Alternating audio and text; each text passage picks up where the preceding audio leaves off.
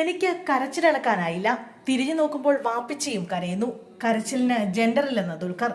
ആൺകുട്ടികൾ കരയാൻ പാടില്ലെന്ന പൊതുബോധം എപ്പോഴുമുണ്ടെന്ന് ദുൽഖർ സൽമാൻ. എന്നാൽ കരച്ചിലിന് ജെൻഡറില്ലെന്നും കരയാൻ തോന്നിയാൽ കരയണമെന്നും ദുൽഖർ സൽമാൻ പറയുന്നു. ജീവിതത്തിൽ സന്തോഷം തോന്നുമ്പോഴും സങ്കടം തോന്നുമ്പോഴും താൻ കരയാറുണ്ടെന്നും ദുൽഖർ സൽമാൻ പറയുന്നു. ഒരു അഭിമുഖത്തിലാണ് ദുൽഖർ സൽമാൻ മനസ്സ് തുറന്നത്.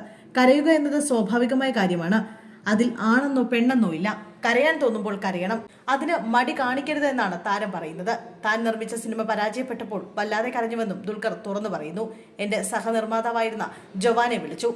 എന്തുണ്ടെന്ന് ചോദിച്ചു. സുഖമെന്ന് മറുപടി കിട്ടി. ലഞ്ച് കഴിച്ചോ എന്ന് ചോദിച്ചപ്പോൾ കഴിച്ചെന്ന് പറഞ്ഞു. കരഞ്ഞു എന്നായിരുന്നു അടുത്ത ചോദ്യം. യെസ് എന്ന് ജവാൻ പറഞ്ഞു. ബാത്റൂമിലിരുന്ന് കരഞ്ഞുവെന്ന് ഞങ്ങൾ ഒരുമിച്ച് പറഞ്ഞു എന്നാണ് ദുൽഖർ പറയുന്നത്. താനും വാപ്പിച്ചിയും സിനിമ കണ്ട് കരഞ്ഞതിനെക്കുറിച്ചും ദുൽഖർ സംസാരിക്കുന്നുണ്ട്. ജീവിതത്തിൽ ഒരുപാട് സന്തോഷവും സങ്കടവും തോന്നുന്ന സമയത്ത് കരയും. മകൾ ജനിച്ച ദിവസം കരഞ്ഞിട്ടുണ്ട്.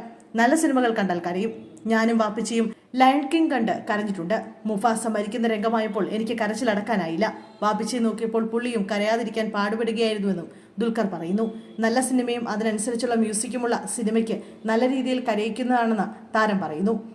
കരച്ചിലിന് ജെൻഡറില്ല. ആൺകുട്ടികൾ കരയാൻ പാടില്ലെന്ന പൊതുബോധം ഇപ്പോഴുമുണ്ട്. കരയാൻ തോന്നിയാൽ കരയുക. നല്ല കാര്യങ്ങൾക്കായാലും മോശം കാര്യങ്ങൾക്കായാലും കരയണം എന്ന് തോന്നുമ്പോൾ കരയുക. ആ ഇമോഷനെ ഫ്രീ ആക്കി വിടണമെന്നും ദുൽഖർ പറയുന്നു.